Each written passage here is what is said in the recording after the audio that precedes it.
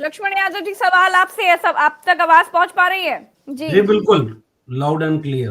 बताएं, बीजेपी, ये खबरें भी आ रही हैं कि बीजेपी चाहती है कि राष्ट्रपति शासन लग जाए नहीं और फिर मैं लोकसभा ये चुनाव विधानसभा चुनाव एक साथ कराया जाए, मोदी लहर में सब जीत लिया जाए।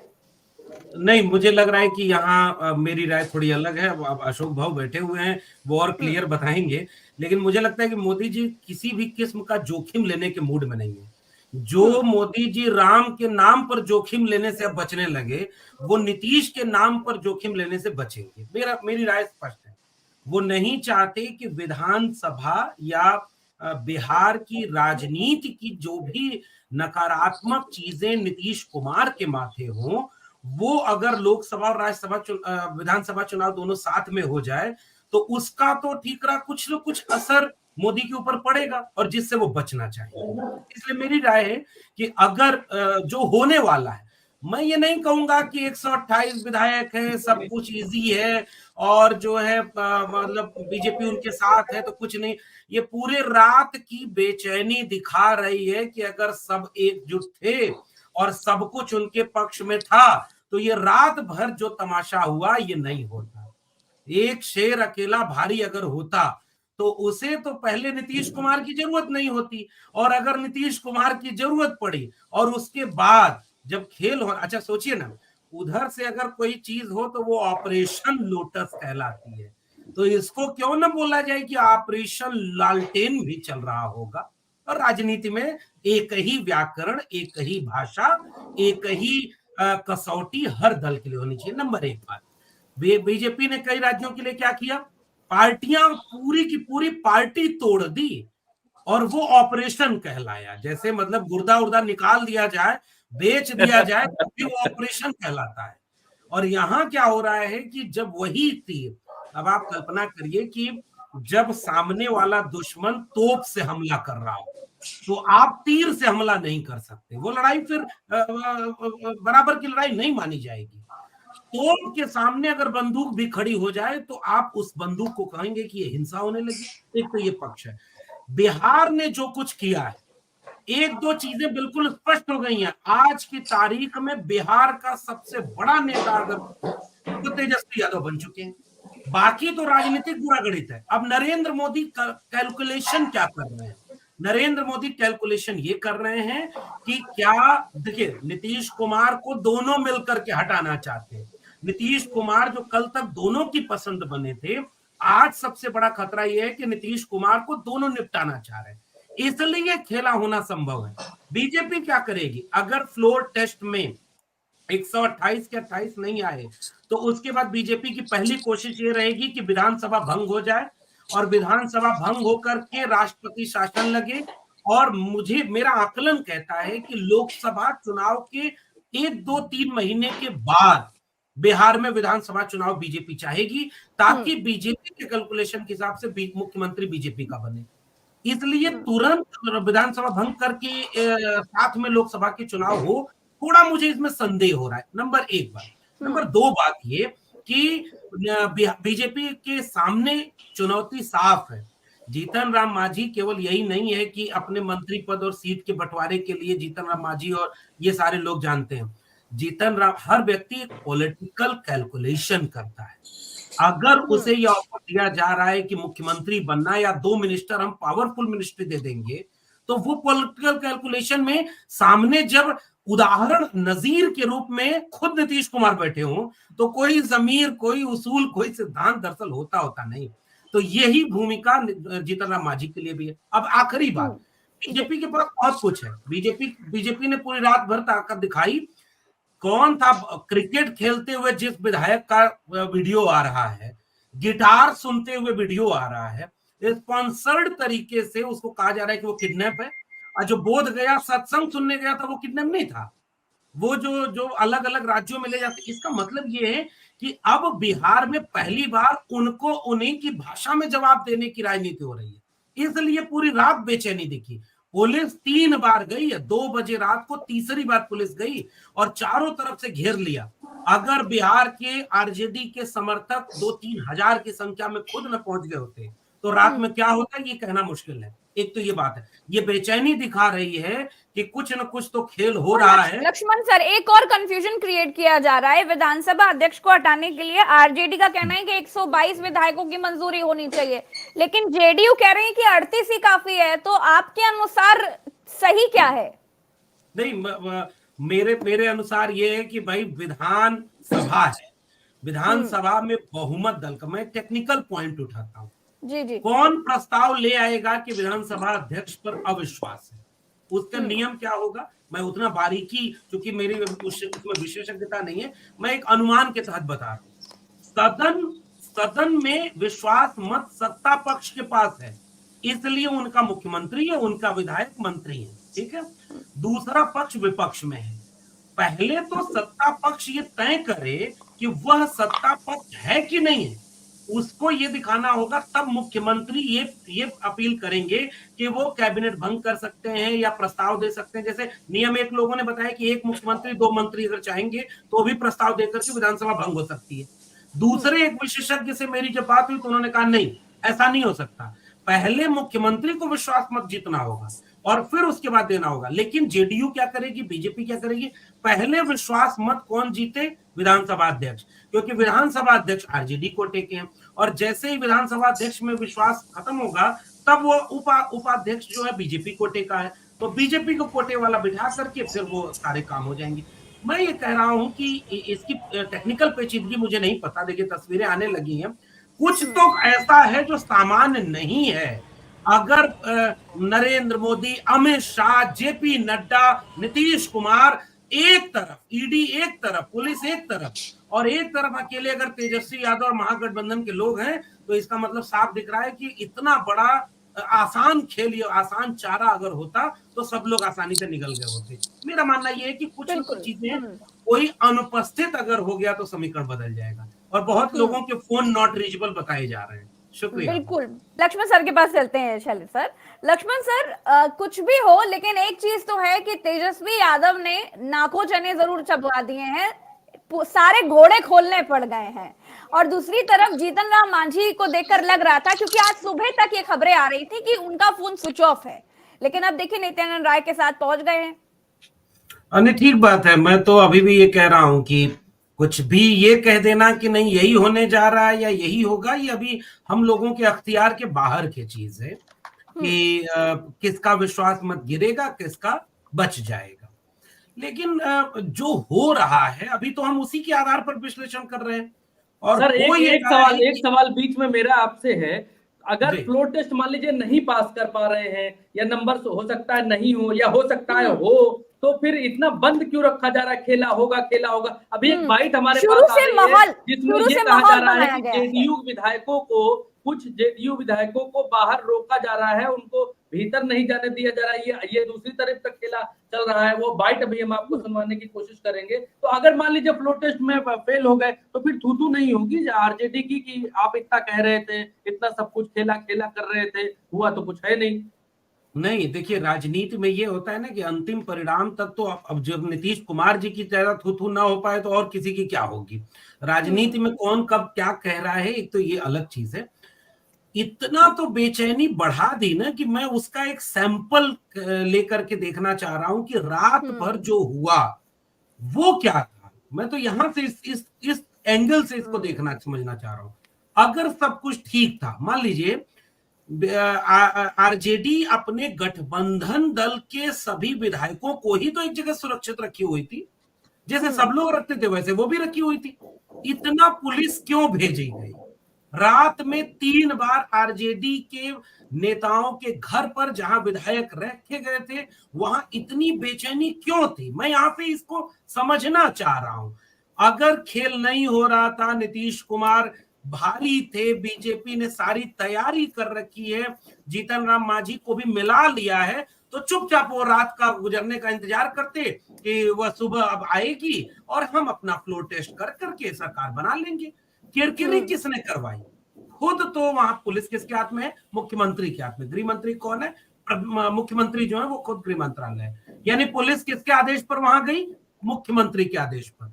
मुख्यमंत्री क्यों बेचैन है जबकि उन्हें बीजेपी का साथ है, जबकि उन्हें प्रधानमंत्री, गृह मंत्री और जेपी नड्डा सब लोग तो साथ थे उनके। यहां से मैं समझना चाह रहा हूं, इसलिए ये सवाल तेजस्वी यादव से नहीं बनेगा। ये सवाल अगर बनता है तो नीतीश कुमार से बनता है, ये सवाल बनता है तो बीजेपी से बनता है कि जो ताकतवर होता है वो शांत होता है, उसे पता होता है कि ताकत हमारे पास है, कल विधानसभा में हम विश्वास मत जीत जाएंगे, मुख्यमंत्री हमारा रहेगा। लेकिन इतनी बेचैनी साहब उस खेमे में क्यों थी?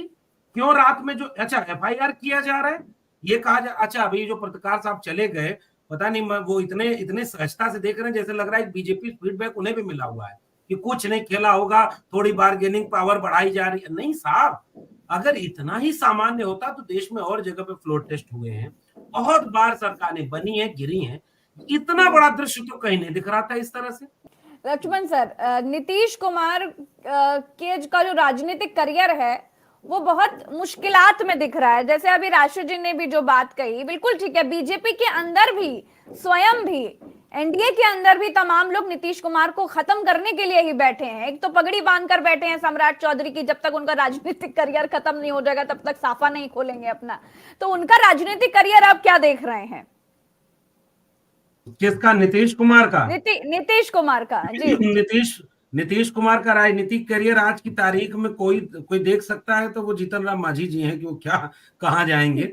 और अभी मैं देख रहा था उनकी पुरानी वीडियो, मुझे याद आ रही थी कि नीतीश कुमार मतलब एक बड़े नेता, मैं देखिए बहुत स्पष्ट ढंग से हम ये बात ऑब्जर्वेशन करें, नीतीश कुमार के बिहार में बीजेपी के साथ होने के बावजूद उनकी समाजवादी आंदोलन की ट्रेनिंग, उनका जो है मिजाज, वो एक शानदार नेता का रहा है। वरना अगर बीजेपी के हाथ में वो राज्य चला जाता तो उत्तर प्रदेश की तरह राम राज्य कब बिहार में आ गया होता पता नहीं चलता।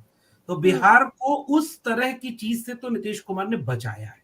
बिहार में लड़कियां जब सड़क पर साइकिल से पढ़ने जाया करती हैं तो उसमें बड़ी भूमिका नीतीश कुमार की है, विकास के तमाम मुद्दों पर बात की है।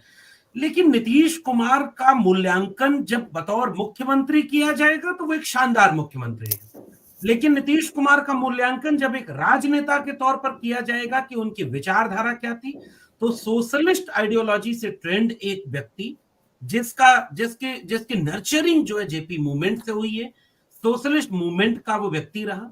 लेकिन जॉर्ज फर्नांडीज के साथ जाना हो, शरद यादव के साथ जाना हो, उन सारे लोगों का साथ लेने के बावजूद उनका अपने पॉलिटिकल माइलेज के लिए इस्तेमाल करना और फिर छोड़ देना, इस तरह से नीतीश कुमार आज वहां खड़े हैं कि सबसे ज्यादा गैर भरोसेमंद वो राजनेता बन चुके हैं।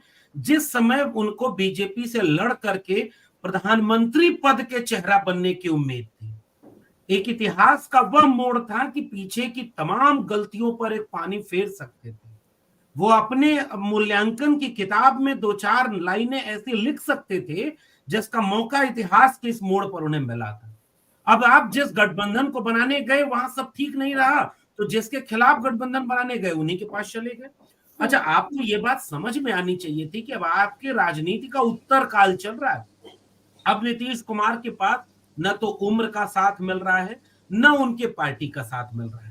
बीजेपी अपने साथ नीतीश कुमार को 2020 का चुनाव लड़वाती है और राम के रूप में उनको आगे करती है, पीछे से हनुमान छोड़ देती है कि नीतीश कुमार को खत्म कर दे। वो हनुमान चिराग पासवान थे, अभी देखना होगा फ्लोर टेस्ट में वो वाले फूफा नाराज कितने मनाए जा चुके हैं। मैं तो ये कह रहा हूं ना कि नीतीश कुमार वो मौका चूक गए।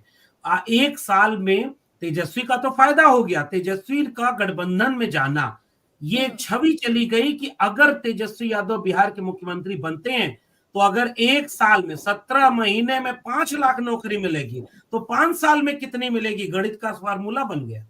वो तो नौकरी देकर के अपने साथ क्रेडिट ले लिए, वो तो स्वास्थ्य व्यवस्था में घूम करके रात में औचक निरीक्षण करके विकास का काम करके एक शानदार अपने साथ एक इमेज जोड़ चुके हैं। कल को जब मुख्यमंत्री चुनना होगा तो बिहार के लोगों को वो कह सकते हैं कि पहले 20 में कहा था 1 साल में 10 लाख नौकरी, मौका मिला तो 5 लाख दे दिया, बाकी बचेगा तो देंगे।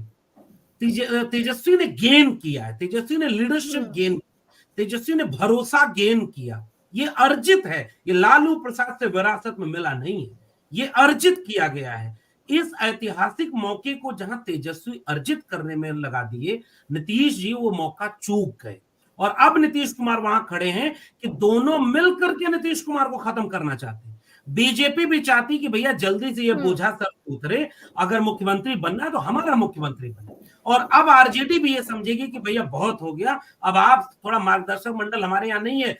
अच्छा, हो सकता है नीतीश कुमार को ये बात समझ में आई हो कि आरजेडी के साथ रहेंगे तो इधर तो मार्गदर्शक मंडल है नहीं, बीजेपी में है तो कुछ हो सकता है मिल जाए, कहीं के राज्यपाल बना दिए जाए, केंद्र में चले जाएं। और देखिए, जब इस दौर को याद किया जाएगा, प्रज्ञा जी बहुत महत्वपूर्ण बात कहने जा रहा हूं, इस दौर को याद किया जाएगा और मुख्यमंत्री का पद अगर सामने होगा तो दो चेहरे सामने आएंगे। एक तरफ नीतीश कुमार होंगे और एक तरफ हेमंत सोरेन होगा। हेमंत सोरेन जैसा एक व्यक्ति जो जेल चला गया, लेकिन उसने कहा कि मैं आंसू नहीं बहाऊंगा, वक्त के लिए सहेज कर रखूंगा और एक एक आंसू का हिसाब होगा। जो निडर लोग हैं ना इतिहास में, उनके नाम दर्ज हुए। दरबारों के दरबारी बन जाने वाले लोग इतिहास में खत्म हो गए। जो अपनी रीढ़ पर तन करके अड़ करके खड़ा हुआ, वो कामयाब रहा। तो मुख्यमंत्री पद का जब जिक्र होगा, ठीक इसी वक्त दोनों इंडिया गठबंधन के पार्ट थे, दोनों के ऊपर इस तरह के दबाव रहे होंगे, नीतीश कुमार कहां चले गए और हेमंत सोरेन कहां खड़े हैं।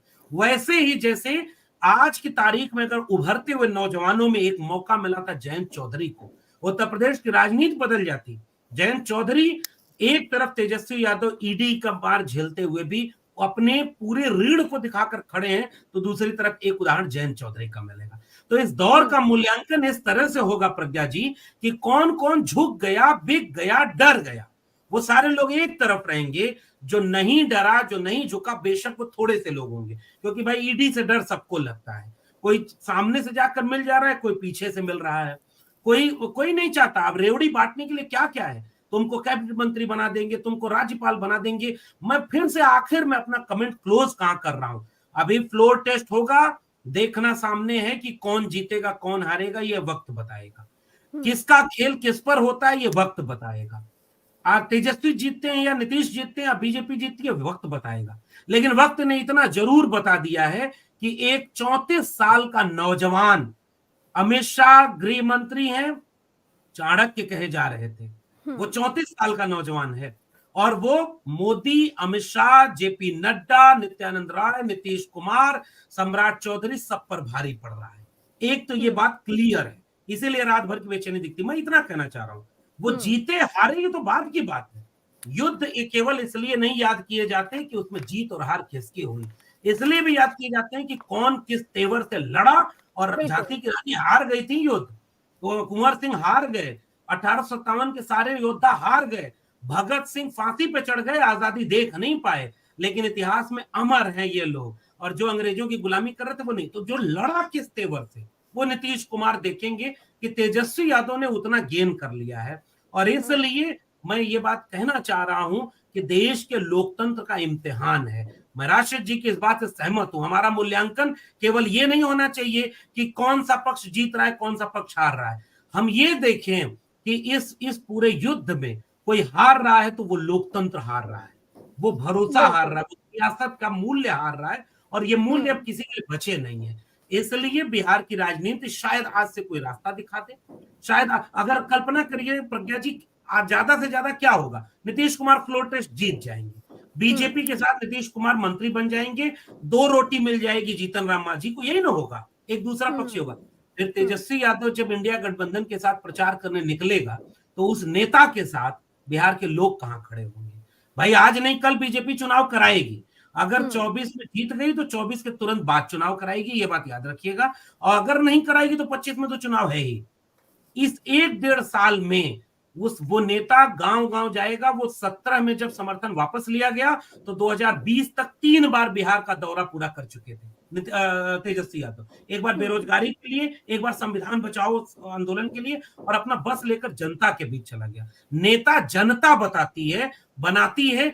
ईडी सीबीआई से कुछ वक्त का नेता बना जाता है, खरीद बेच करके कुछ वक्त के लिए सत्ता हथियाई जाती है, लेकिन जो उसूलों पर राजनीति करके खड़ा होता है, जब वो सत्ता में आता है तो दूर तक चलता है। मैं बिहार की राजनीति को केवल यहां से देख रहा हूं। शुक्रिया।